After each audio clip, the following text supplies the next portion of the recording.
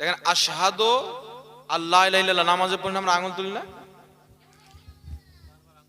সুনানে আবু দাউদের মধ্যে হাদিস, নবী পাক সাল্লাল্লাহু আলাইহি ওয়াসাল্লাম আশহাদু আল্লাহ ইলাহা ইল্লাল্লাহ বলতেন তো আঙ্গুল চাটতেন, আশহাদু আল্লাহ ইলাহা ইল্লাল্লাহ বলে নামিয়ে দিতেন, আঙ্গুল হিলালড়া করতেন না। এই হাদিসটিকে ইমাম নববী রাহমাতুল্লাহ আলাইহি সহিহ বলেছেন। এই হাদিসটিকে তোহফাতুল আহওয়াজি কিতাবের মধ্যে আহলে হাদিসদের গুরু মুবারকপুরি সহিহ বলেছেন। এই হাদিসটিকে ইবনে তাইমিয়া বলছে আপনার কি নাম, নাসিরউদ্দিন আলবানী হাদিসটিকে সহিহ বলেছেন। তো আবু দাউদ শরীফের মধ্যে বিশুদ্ধ এবং সহিহ হাদিস থেকে প্রমাণিত আমাদের নবী আঙ্গুল তুলতেন, লড়াতেন না। তা আঙ্গুল না লড়ানো এটাই হচ্ছে সুন্নাত। আরেকটি প্রশ্ন নজর দিচ্ছে, নবীর নাম শুনে বিরুদ্ধ আঙ্গুল চুমুন দাও।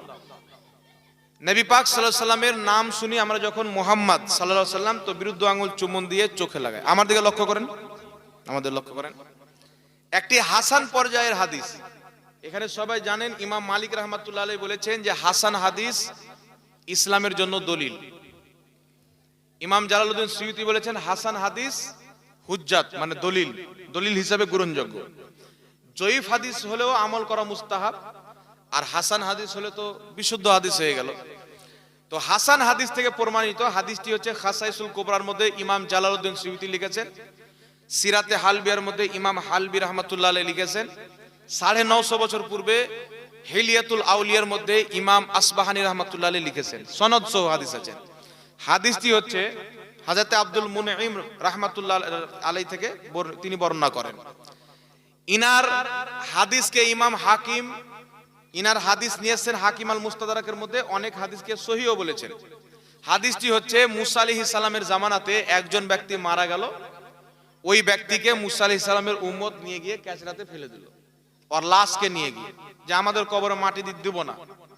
মুসা আলাইহিস সালাম তুর পাহাড়ে গিয়েছেন, আল্লাহ বলছেন মুসা তোমার উম্মতেরা আমার যে বান্দার লাশকে নিয়ে ক্যাচরাতে ফেলে দিয়েছে, তুমি যাও আমার সেই বান্দাকে উঠিয়ে সুন্দর করে গোসল দিয়ে কাফন দাফন করে দাফন করো মুসলমানদের কবরস্থানে। মুসা আলাইহিস সালাতু ওয়াস সালাম বললেন আল্লাহ আমার উম্মতেরা সাক্ষী দিচ্ছে যে তোমার সেই বান্দা তোমার 200 বছর পর্যন্ত নাফরমানি করেছে। নাফরমানি মানে জানেন তো, আল্লাহর হুকুম আহকামের বিরুদ্ধে চলেছে। কত বছর? 200 বছর। তাদের হায়াত বেশি হতো। আল্লাহ তাবারাক ওয়া তাআলা বললেন মুসা সে 200 বছর পর্যন্ত আমার নাফরমানি করেছে আমি জানি। এই মেরা, এই ও মা খেপের বেটি বসো।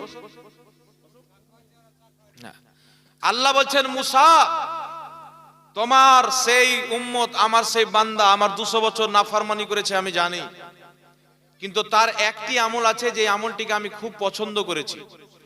সে যখন তাওরীত পাঠ করত, যে কিতাবটি তোমার প্রতি আমি অবতরণ করেছি, নাজিল করেছি, ওই তাওরীত শরীফের মধ্যে সে আমার নবীর গুণগান ফজিলত পড়েছে এবং আমার নবীর নাম মুহাম্মদ শব্দটি যখন পাঠ করত, জাফর আইবাহা মিয়া নিজের দুটি বিরুদ্ধ আঙ্গুল চুমুন দিত, ওয়া মাসাহা আলা আইনাইহি এবং নিজের দুই চোখে মাসা করত।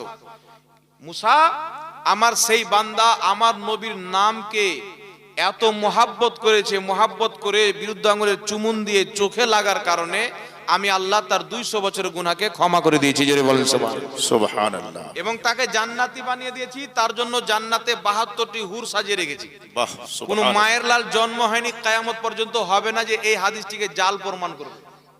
তাই সওয়াবের আশাতে আমরা এই কাজ করি। এবং আরো একটি দুর্বল সনদের হাদিস আছে, তবুও দুর্বল সনদের হাদিস দিয়ে আপনার মুস্তাহাব প্রমাণিত হয়ে যায়। তাই আমি কোন কোন ইমাম এটাকে চুমুন দেওয়া সওয়াবের কাজ বলেছেন একটু বলে শেষ করে দিচ্ছি হযরত ইমাম ইবনে আবিদিন শামী রাহমাতুল্লাহ আলাইহি ফাতোয়া শামীর মধ্যে লিখেছেন নবীর নাম শুনে বিরুদ্ধ আঙ্গুল চুমুন দিয়ে চোখে লাগানো সওয়াবের কাজ, যারা করবে নেকি পাবে। ইমাম মুল্লা আলী কারি রাহমাতুল্লাহ আলাইহি নিজের কিতাব শারহে নুকায়ার মধ্যে লিখেছেন নবী পাকের নাম শুনে বিরুদ্ধ আঙ্গুল চুমুন দিয়ে চোখে লাগানো সওয়াবের কাজ। আপনার তাহতাবি আলা মারাকিল ফালা কিতাবের মধ্যে লেখা আছে নবী পাকের নাম শুনে বিরুদ্ধ আঙ্গুল চুমুন দিয়ে চোখে লাগে মাসা করা, যারা করবে তারা সওয়াব পাবে, এটা সওয়াবের কাজ। জোরে বলেন সুবহানাল্লাহ। অনেক কিতাবের মধ্যে রয়েছেন, তাফসিরে জালালাইনের মধ্যে ইন্নাল্লাহ ওয়া মালাইকাতাহু এই আয়াতের ব্যাখ্যা হাসিয়ার মধ্যে লেখা আছে নবী পাক সাল্লাল্লাহু আলাইহি ওয়াসাল্লামের নাম শুনে যারা বিরুদ্ধ আঙ্গুল চুমুন দিয়ে চোখে লাগাবে তারা সওয়াব পাবে। এই কাজটি করা সওয়াবের কাজ, মুস্তাহাব কাজ। এবং কাইদ লাহু ইলাল জান্নাতা এই শব্দটিও আছে, নবী পাক তার নেতা হয়ে জান্নাতে নিয়ে যাবে। জোরে বলেন সুবহানাল্লাহ। সুবহানাল্লাহ। তাই ইমামদের ফতোয়া মানবেন না জাহিলদের ফতোয়া মানবেন? ইমামদের। হাদিসের কথা মানেন, ইমামদের ফতোয়া মানেন। যুগ যুগ থেকে এত লোক সব বোকা ছিল না, ওরা কাপড়ে মাছ মেরে খায়নি, ওরাও জালে মাছ মেরে খেয়েছেন। তাহলে তার জন্য যুগ যুগ থেকে এই কাজটা পুরো দুনিয়াতে পরিচালিত হয়ে গেছে। বুঝতে পারলেন কথা? তাই স্বভাবের কাজ এটা করবেন। একে যারা বিদাত এবং নাজেজ বলে, আমি মনে করি তাদের জন্মতে নাজেজ আছে। শেষ শুনেন, আর কেউ প্রশ্ন করবেন না। একটা শেষ প্রশ্নের উত্তর দিয়ে দিয়ে একজন জিজ্ঞাসা করছেন যে পীরের মুরিদ হওয়া কি জরুরি? তো একটি কথা মনে রাখবেন, সব জিনিস জরুরি হয় না। বুঝতে পারলেন?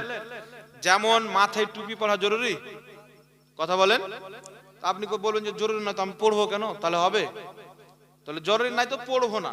আর যে ব্যক্তি বলছে জরুরি নাই, তবু তো আমার নবীর সুন্নাত, আমি পড়বো, তাহলে ভালো কে হলো? যে পড়লো সে ভালো হলো না? তো অনুরূপ ভাবে মুরিদ হওয়া এটা হচ্ছে সুন্নাতে কাদিমা মুস্তামেরা, অনেক পুরাতন সুন্নাত, যেটা যুগ যুগ থেকে প্রত্যেক আউলিয়ায়ে কেরাম মুরিদ হয়েছেন, মুরিদ করেছেন। স্বয়ং আমাদের নবী কুরআন পাকের সূরা ফাত্তাহর 10 নম্বর আয়াত, কুরআন পাকের সূরা মুমতাহিনার 12 নম্বর আয়াত, আমার নবী সাহাবাকেও মুরিদ করেছেন, সাহাবার স্ত্রীগণকেও মুরিদ করেছেন। আমার নবীর পরে বুখারীর মধ্যে হাদিস, হযরতে আবু বকর সিদ্দিক মুরিদ করেছেন, হযরতে আলী মুরিদ করেছেন। তারিখুল খোলফার মধ্যে হাদিস, ইমামে হুসাইন মুরিদ করেছেন, ইমাম জয়নুল আবেদিন মুরিদ করেছেন, ইমাম জাফরে সাদিক মুরিদ করেছেন। তাই পীরি মুরিদি এটা কোরআন থেকে প্রমাণিত, অসংখ্য সহিহ হাদিস থেকে প্রমাণিত। তাই মুরিদ হওয়া এটা সুন্নাতে কাদিমা মুস্তামেরা, সুন্নাত আপনারা ছাড়বেন না। কারণ নবী বলেছেন যারা আমার সুন্নাতে চলবে তারাই জান্নাতি। কিন্তু ভণ্ড পীর থেকে সাবধান।